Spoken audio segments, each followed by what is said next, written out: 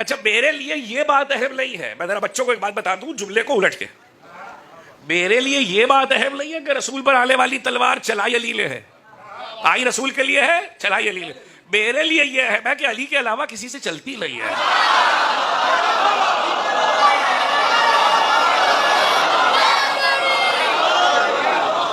ये तारीख अंबिया में मौजूद है, इसको बच्चे याद रखें। मासूम का लिबास मासूम के अलावा किसी के बदन पे पूरा नहीं आता। बात कहां रुकी थी? रसूल के ज़ाहिर हयात में जुल्फ़िकार अली ने चलाई, अली के अलावा किसी से नहीं उठती। लेकिन अली ने 5 और 6 साल के हसन और हुसैन को बुला के बताया कि अली के बाद अब जुल्फ़िकार का वारिस कौन है, किस हाथ से चलेगी। ये अली देखिए 3 ही जमाने हैं जिनमें चली है। रसूल के बाद 3 जमाने हैं जिनमें चली है जुल्फ़िकार। या अली के जमाने में, या हसन के जमाने में, या हुसैन के जमाने में। अब जो गई तो लियाब में, तो अब देखने के लिए इंतजार करना पड़ेगा। चलना तो अभी है, लेकिन उसे देखने के लिए कैसी चलती है इंतजार करना पड़ेगा। आखिरी बार कहां चली थी? करबला में।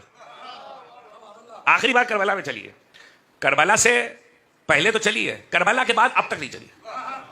और ये भी बच्चे याद रखें, कभी अगर हवाले के लिए बात याद आए तो काम आएगी कि सही बुखारी में, हमारा अपना अकीदा क्या है वो छोड़ दीजिए, सही बुखारी में हदीस है कि करबला के वाक़े के बाद, इमाम हुसैन की आशूर को शहादत के बाद जुल्फ़िकार किसी के हाथ नहीं गई। ये हदीस सही बुखारी में है और वो चौथे इमाम के पास है, और वो हदीस हज़रत मिस्वर कहलाती है। सही बुखारी में हदीस मौजूद है। तो अब इमामत के तसलसल में आपको जुल्फ़िकार नजर आ रही है, और करबला में चलिए आखिरी बार। अच्छा, हमें जो हुक्म आज के लिए सब मिल गया है, वो हुक्म ये है कि मैं मिंबर पे इमाम हुसैन की जंग पढ़ दूं। अच्छा, मामला ये है कि जंग पढ़ने के लिए इतना वक्त नहीं चाहिए जितना मैदान बनाने के लिए चाहिए। इसलिए कि हमारे साथ एक मसला ये है, माजरत के साथ, कि जो ज़ायरीन जा रहे हैं वो जब करबला से वापस आते हैं तो वो सन 61 हिजरी के वाक़े करबला को 2 किलोमीटर के रेडियस में समझते हैं। बुरा नहीं मानिएगा, जो जा रहा है वो देख के आ रहा है तो वो कह रहा है 2 किलोमीटर की करबला है, 2.5 किलोमीटर का रेडियस है, और क्या है जी। ले 2 किलोमीटर 2.5 किलोमीटर में रोजे हैं। वाक़े करबला 2-2.5 किलोमीटर में नहीं है। कितनी चीजें समझने की जरूरत है महज एक जंग के लिए। अच्छा, फिर इमाम हुसैन की जंग में तो एक मामला ये है कि दुनिया की सारी जंगें वक्त फसीलत पे हुई है, इमाम हुसैन की जंग तो वक्त मुसीबत पे हुई है। तो उसमें बीच में मसाइब भी आते हैं, मसाइब आते तो तकरीर मुड़ जाती है। बहुत मैंने बरसों इस पे जिंदगी वक्फ की है, तब ये आदाद शुमार आपके सामने रख रहा हूं। और जाहिर है कि ये किसी एक किताब में आपको नहीं मिलेंगे। अब्बास, मुस्लिम और हजरत अबू तालिब, तीनों का कद एक था, तीनों का कद एक था। और हजरत अब्बास के लिए वाज़ेह तौर पे सबने लिखा है कि अगर 2 रकाबा घोड़े पे सवार होते थे तो पांव जमीन पे लगते थे। क्या कामत थी अब्बास की। अब एक जुमला सुन लीजिएगा जो बिल्कुल, जिसके लिए मैं आपको हिस्ट्री का कोई हवाला नहीं दूंगा, मसालिक का हवाला नहीं दूंगा, शिया अकीदे का हवाला दे रहा हूं। हमारे पास रसूल और इमाम का क्राइटेरिया और मेयार ये है कि वो अपने माशरे में मजमे में आ जाए तो सबसे ऊंचा हो। समझा दिया जो समझाना था। उसका कद सबसे बुलंद हो। पता नहीं कौन समझा कौन नहीं समझा। जिसका अब्बास ऐसा है,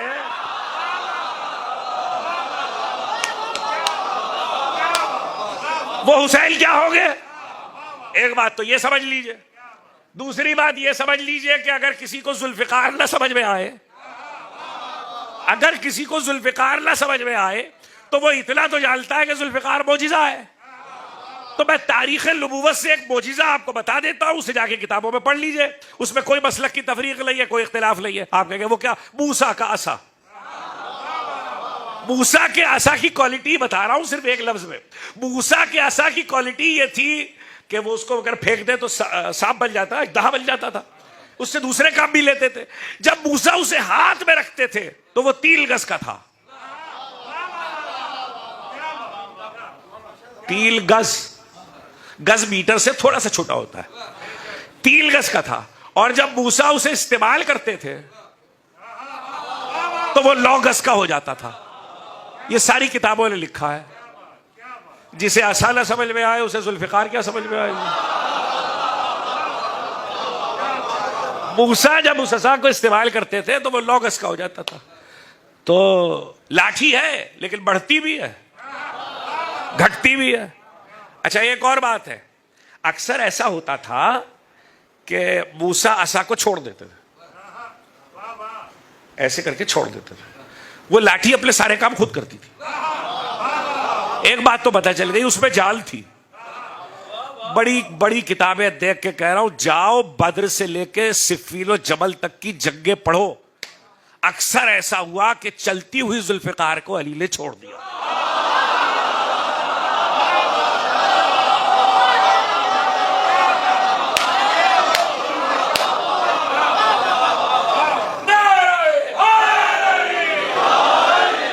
मैंने अपनी घड़ी तो उतार दी है, अब मुझे यह भी नहीं पता कि वक्त क्या है, इसलिए कि ये घड़ी भी बंद है। अब तो बस आपके चेहरे बताएंगे कि तकरीर रोक ली है कि जारी रख ली है। सलावत भेजिए मोहम्मद वाले।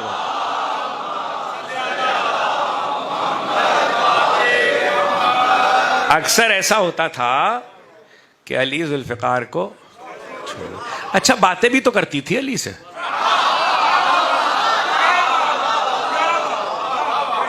ये सब मैं आप सोच रहे हो कि जंग तो मुझे इमाम हुसैन की सुना ली है। मैं सुना क्यों रहा हूं?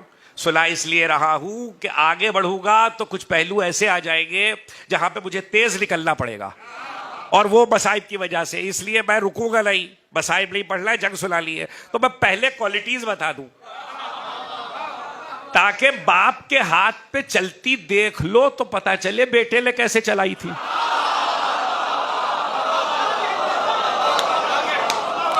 बाप के हाथ में चलती देख लो तो पता चले कि बेटे ने कैसे चलाई थी।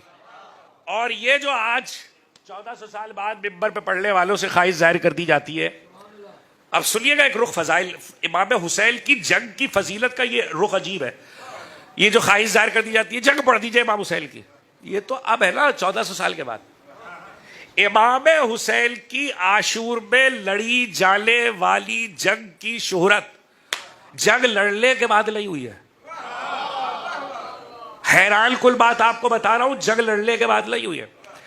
इसके एविडेंस में हजरत अब्दुल्ला इब्न जाफर जो जनाब ज़ैनब के शौहर है उनका बयान मौजूद है, जनाब अकील बनी हाशिम जनाब ज़ैनब का बयान मौजूद है, दीगर अली के असहाब का बयान मौजूद है। हिस्ट्री में रिवायतें इतनी है कि यह शोहरत आशूर 61 हिजरी के बाद लई हुई है। मैदान जंग में लड़ते हुए अली को देखकर जब लोग अली की तारीफ करते थे तो अली कहते थे लड़ाई तो हुसैन की देखना।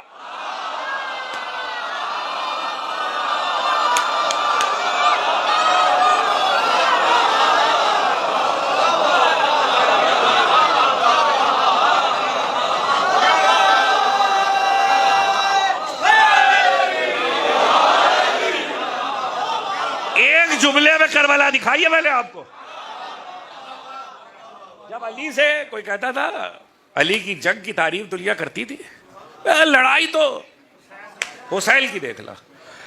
इतनी बात मशहूर हो गई थी, मैं फजाइली पढ़ रहा हूं, इतनी बात मशहूर हो गई थी कि 1 साल की कैद के बाद जब लुटा हुआ काफिला वापस पहुंचा और हजरत अब्दुल्ला इब्न जाफर, 2 शख्सियतें, एक अब्दुल्ला इब्न जाफर और एक मोहम्मद हनफिया, दोनों को इमाम हुसैन ने हुक्म दिया था, बच्चे याद रखें, आप पे वाजिब है कि आप मदीने में रहे, आप पे वाजिब है कि आप मक्के में रहे। इसलिए कोई ये ना कहे कि ये करबला क्यों नहीं गए, इन्होंने साथ क्यों नहीं दिया, इनको हुसैन छोड़ के गए। और ये भी समझ लीजिए कि हुसैन ने मक्का भी छोड़ा, हुसैन ने मदीना भी छोड़ा, और दोनों को छोड़ने की वजह सिर्फ एक है, तलवार चलने वाली थी। फातिमा के लाल ने नहीं चाहा कि हरम इलाही और हरम रसूल में तलवार चले, उसकी हुर्मत बाकी रहे, इसलिए मक्का भी छोड़ दिया, मदीना भी छोड़ दिया। हरम की हुर्मत को मौजू से बाहर जंग बढ़ने के बावजूद भी नहीं गया। इब्राहिम दुआ कर रहे, तेरे हरम मोहतरम घर के पास छोड़ के जा रहा हूं। बनाने वाला दादा है, बचाने वाला पोता है। सलावत भेजे मोहम्मद वाले मोहम्मद। बनाने वाला दादा है, बचाने वाला पोता है। हुर्मत बचाइए काबे की। और अली कहते, जब वापस आए, काफिला वापस आया और शहजादी घर आई जनाब अब्दुल्ला के कहले पर। जनाब अब्दुल्ला के कहले पर जब उन्होंने पैगाम भिजवाया, मैं बसाइत के जुमले इसलिए नहीं सुनाना चाह रहा इस वक्त कि तकरीर उड़ जाएगी, तो बीवी जब घर आई तो पहला सवाल अब्दुल्ला इब्ने जाफर ने यही किया, कहा, ऐ अकीला अली हाशिम, ऐ बिल्ते अली, आपके बाबा से मैंने सुना था कि आपके बाबा कहते थे कि लड़ाई देखना हो तो हुसैन की देख लो, जंग देखना हो तो हुसैन की देख लो। तो जरा बताइए तो मेरा आका कैसा लड़ा? आपको पता है ये हुसैन की जंग ऐसी है कि अब्दुल्ला इब्ने जाफर के इस मुतालबे पर हजरत ज़ैनब ने आंसू पोंछ लिए और उसके बाद जंग सुनाई है। अब फजाइल में सुनिए जुमला, फजाइल नहीं पढ़ना। रावी सुना सकता है, मुअर्रिख सुना सकता है, यजीद के लश्कर का कमेंटेटर सुना सकता है, लेकिन ज़ैनब से अच्छा जंग कौन सुनाएगा? ज़ैनब से बेहतर कौन सुनाएगा? अली अकीला अली हाशिम से बेहतर। वजह बताऊं आपको। आपने बसाइब में ये बात सुनी होगी, कहीं ना कहीं सुनी होगी, नहीं सुनी तो चलिए इस वक्त फजाइल में सुनिए। जंग एक ऐसी जंग जब लड़ी जाती है तो उसके कुछ उसूल होते हैं। जब कोई लड़ रहा होता है तो कोई मरहबा कहने वाला होता है, कोई दादे शजात देने वाला होता है। अली लड़ते थे तो रसूल दादे शजात देते थे, बशियत की तरफ से मरहबा की सदाएं आती थी। करबला में अली अकबर लड़े, हुसैन दादे शजात दे रहे थे। कासिम लड़े, अब्बास हुसैन दादे शजात दे रहे थे। औला मोहम्मद लड़े, अब्बास हुसैन अली अकबर दादे शजात दे रहे थे। अब्बास लड़े, हुसैन दादे शजात दे रहे थे।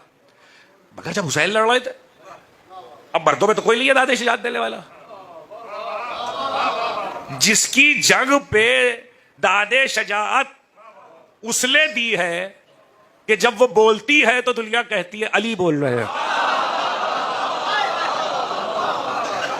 तो अब शहजादी वो हस्ती जिसने हुसैन की जंग पर दादे शजात दी है और दरवाजा खेमगाह पर खड़े होकर, खेमा और है खेमगाह और है, खेमगाह में बहुत से खेमे हैं। इसलिए जब बच्चे ये सुना करें कि बीबियां खेमे से बाहर आ गई तो ये मत समझे बेपर्दा है जी, वो खेमे से बाहर आई है लेकिन खेमगाह में है। खेमगाह से जब बाहर आई है फिर मैदान है। अच्छा, आप जो करबला गए उन्होंने देखा कि खेमगाह, याद रखिए ये जो खेमगाह है ये इस लिहाज से मैं वो लफ्ज़ नहीं इस्तेमाल करना चाह रहा जिसको आप अंग्रेजी में सिंबॉलिक कहते हैं। खेमगाह नक्शा वही है, रगबा वो नहीं है। नक्शा वही है, रगबा वो नहीं है। अब अगर मैंने इस वक्त ये अभी तक तो घोड़ा बताया, तलवार बताई है, अब अगर मैं आपको करबला का रगबा समझाने के लिए बताऊं कि खेमा कितना बड़ा होता है। आप जिसे खेमा समझते हैं वो टेल्ट है, जो आजकल खेमा होता है वो टेल्ट है। पहली बात यह है कि खेमे कई तरह के होते थे, अलग अलग। गिनवाने लगा तो फिर तकरीर कहीं और चली जाएगी। छोटे से छोटा खेमा भी पूरा घर होता है। घर का मतलब क्या है? उसमें कमरे हैं, उसमें बावर्ची खाना है, उसमें आंगन है, उसमें वरांडा है। ये चार हाल ऐसे रखिए तो अरब का छोटा खेमा है। बहुत हिसाब लगा के मैं आपको चीजें बता रहा हूं। इस तरह के चार हाल रखिए तो छोटा खेमा। बंद कर लो बेटा, छोटा खेमा है। छोटा छोटा खेमा छोटे लोगों के लिए लगता है। जब बड़े लोग हो, खानदाने वाले बैठे जिनके पर्दे का बड़ा एहतमाम है, बड़े खेमे, कुशादा खेमे। अब तीसरी बात सुन लीजिए। वो तीसरी बात यह है कि 2 किलोमीटर के रेडियस में तो करबला है नहीं। आपको सबसे बड़ी दलील दूं कि 2 किलोमीटर के रेडियस में करबला नहीं है। करबला की जंग कितने जगह में हुई है उसके लिए एक दलील काफी है किताबों की, एक जुमला काफी है किताबों का। आपको दूसरे जुमले की जरूरत ही नहीं है। करबला से कूफा 80 किलोमीटर है। शत्ते फुरात से जाइए तब, पुराने रास्ते से जाइए तब, नए रास्ते से जाइए तब, 80 किलोमीटर। बस अब एक जुमला सुन लीजिए।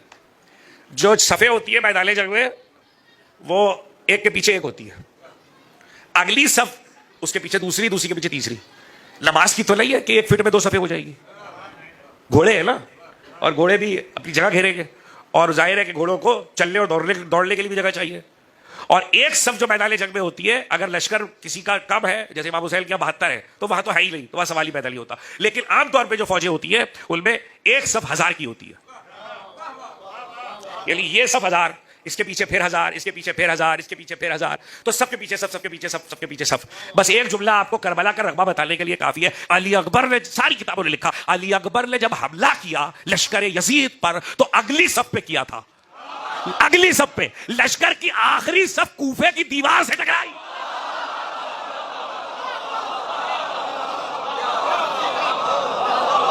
अभी अगला जुमला तो मैंने आपको सुनाया ही नहीं। अली अकबर का हमला इतना शदीद था कि अगली सफ पे हमला किया तो आखिरी सफ कूफे की दीवार से टकराई। जो सफ कूफे की दीवार से टकराई, उसने हमले का अंदाज देखकर कहा, क्या अली कब्र से उठ के आ गए?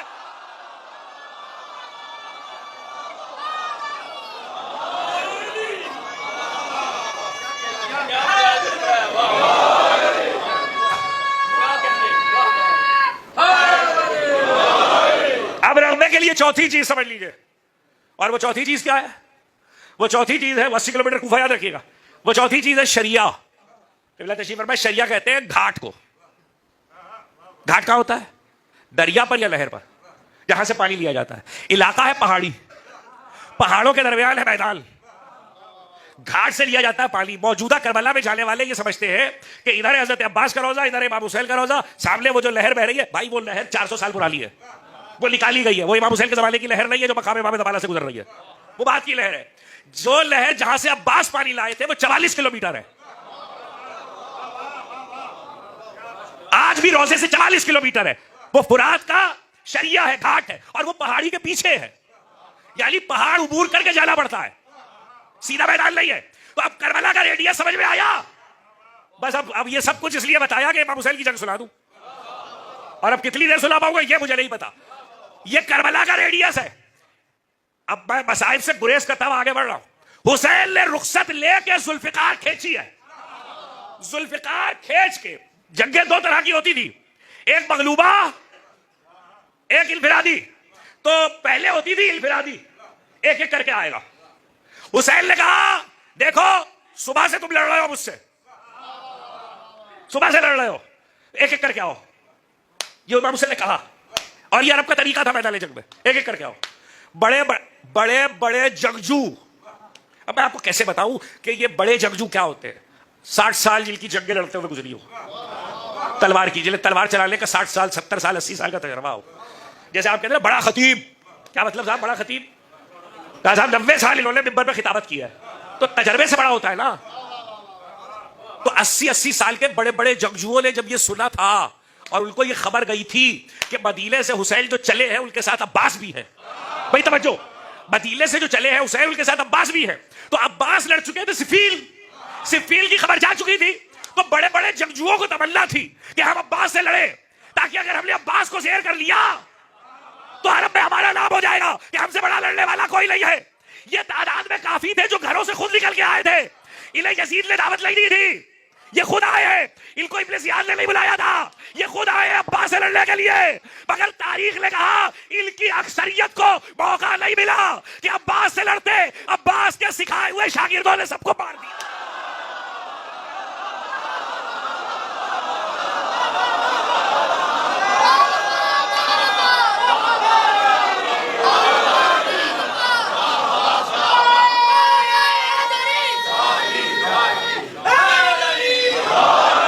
सुनिए, और मुझे नहीं मालूम कितनी देर पढ़ पाऊंगा, मैंने नक्शा खींच दिया आपके सामने। हुसैन ने जुल्फिकार खींची और कहा एक एक आओ। वो एक एक जो आया उसमें बहुत से मारे गए। जब मारे गए तो सामने से फौज इकट्ठा होकर आई। जब इकट्ठा होकर आई तो हुसैन ने, जो करबला गया है वो अब अगर जाए तो करबला से जिलकिफल जरूर जाए। जिलकिफल एक जगह है, हजरत जिलकिफल नबी का बाजार है, करबला से 40 किलोमीटर, मौजूदा करबला से 40 किलोमीटर। जिलकिफल, हुसैन इब्न अली पे जब फौज ने मिल के हमला किया तो हुसैन ने जुल्फिकार खींच के जो फौज को भगाया है तो जिलकिफल के पीछे तक भगाया। तवज्जो कीजिएगा, जिलकिफ्ल के पीछे तक भगाया और उसके बाद हुसैन वापस पलटे और राइट से लेकर लेफ्ट तक हुसैन ने जुल्फिकार से खत खींचा, लकीर खींची और सीधे आग की तरफ ले जा गया और लश्कर को पुकार गया, किसी की मां ने उसे दूध पिलाया तो आगे आगे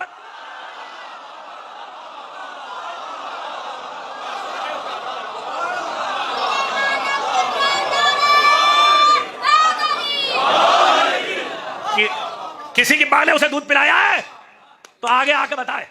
7 हमले किए। मैं हमलों के दरमियान क्या होता था तफसील नहीं पढ़ सकता, तकरीर बसात की तरफ उड़ जाएगी। 7 हमले किए, बस इतना सुन लीजिए कि हमला करते थे, वापस खैबरगाह के सामने आके रुकते थे। अब कौन समझेगा मुझे नहीं पता, मैं पूरी तस्वीर खींच भी नहीं सकता। जुलजला पर ऐसे बैठ जाते थे,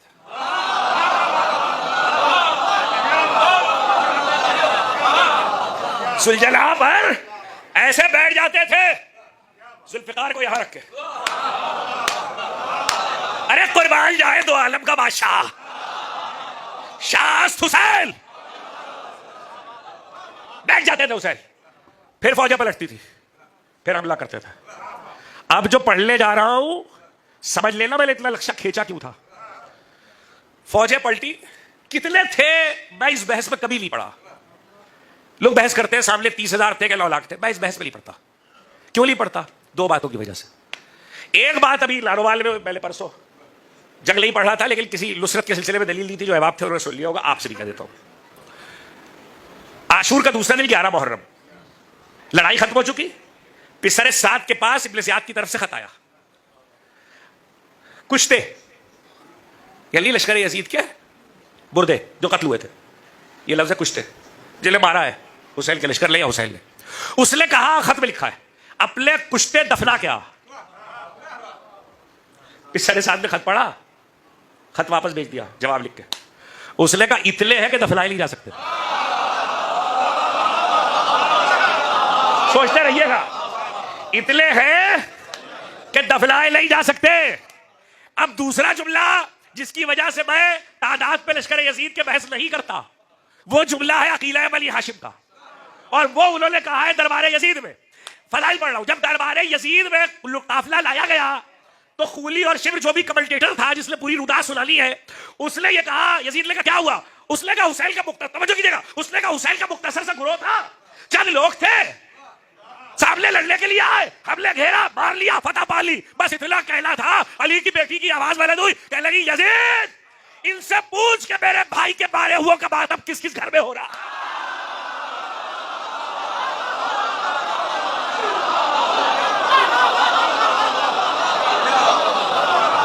हाय हाय हाय हाय, इनसे पूछ कि मेरे भाई के मारे हुए का बात अब किस किस घर में हो रहा है।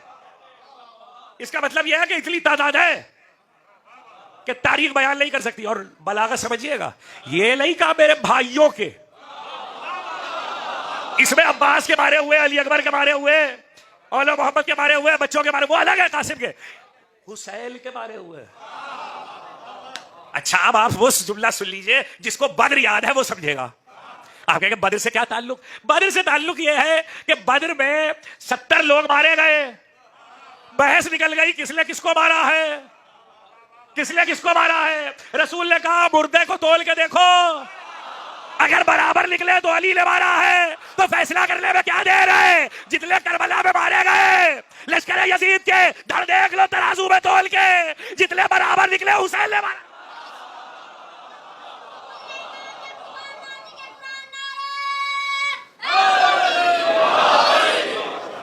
लिखा यह है, तबरी इब्न असीर, खारजवी और हमारे हवाले तो सब लिए, लिखा यह है कि रिवायत करने वालों ने कहा, अब मजबूरी है कि मैं शजात नहीं बता सकता ये लफ्ज़ सुनाए बगैर, हालांकि मसाइब के लफ्ज़ है, लेकिन सुन लीजिए।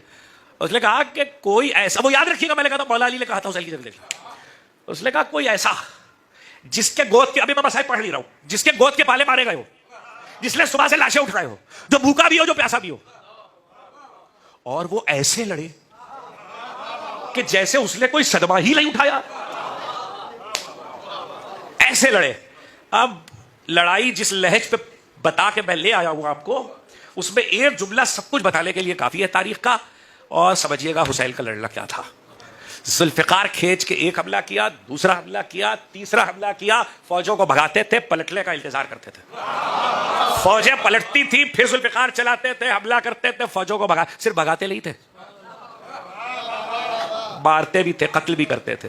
मगर एक जुमला इमाम सज्जाद का सुन लीजिए।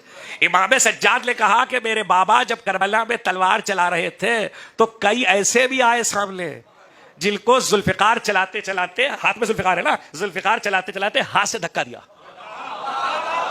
हाथ से धक्का देके दूर कर दिया ताकि तेख के सामने ना आए। लोगों ने कहा वो क्यों? कहा नस्ल में वो भी लाने वाले थे।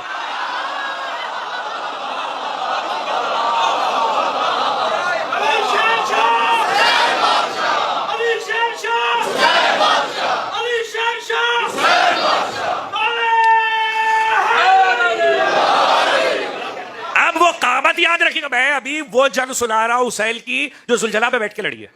जो प्यादा पा लड़ी है वो अलग है, जो जुलझला के बगैर लड़ी है वो अलग है। मैं अभी सिर्फ वो जंग सुना रहा हूं जो जुलझला पे बैठ। और अब कैसे आप वो घोड़े की कामतें, वो तलवारें, वो तलवारों के कद, वो मैदान की वसत। अब कैसे सुनेंगे? पांचवा हमला किया, छठे हमले में लिखा यह है कि जब पांचवें हमले में फौज को भगाया है तो फौजें जिच हो गई और पिसरे साथ चिल्लाया, अब जो जो बैठा है खेमों में वो भी निकल आए। तो अब कोई बचा ही नहीं ना बैठा हुआ, रिजर्व फौज नाम की कोई चीज नहीं है। मैमना, मैसरा, कल्बे लश्कर, साका, सब इसका इसे उस पे पलटा, उसे इस पे पलटा, लोगों को मारा, फौजों को भगाया। पांचवा हमला करके हुसैन इंतजार कर रहे हैं, फौजें पलटे। अब जुमला आप कैसे सुनेंगे मुझे नहीं पता, तारीख का फिक्र ये। छठा हमला जब फौजें पलटी है तो फातिमा के लाल ने जो छठा हमला किया, मैदान जंग में घोड़ा खड़ा नहीं होगा, रुकेगा नहीं, अपनी रफ्तार से तेज जाएगा। और लाहौर वालों को बताने की जरूरत नहीं है कि जुलझला कितना तेज जा सकता है। अब मेरा जुमला समझना कि तारीख लगाने का। पांचवा हमला हुसैन ने किया, पांचवे के बाद छठा हमला। तो दुनिया घोड़े पे बैठ के लड़ती है, हुसैन रिकाबों पे खड़े होकर।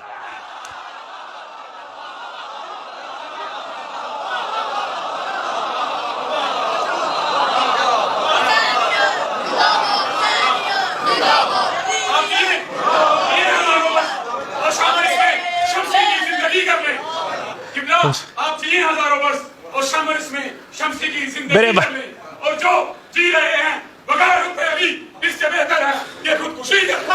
अल्लाह आपको जीता रखे, खुदा सबको सलामत रखे। हजारों बरस जी के क्या करूं, जितना भी जीला है बस जिक्र अली के साथ हो। बगैर जिक्र के जी के कोई क्या करेगा। बस अब सुनो, अब जो पहुंचा दिया पहुंचा दिया, इसे सुनो। अब फिक्रा कैसे सुनेगा आप मुझे नहीं पता। छठा हमला हुसैन ने किया है, दुनिया घोड़ों पे बैठ के लड़ती है, हुसैन रिकाबों पे खड़े होकर लड़े। घोड़ा भागता जाता है, जुलझला दौड़ता जाता है और हुसैन लश्कर को तहोबाला करते हैं।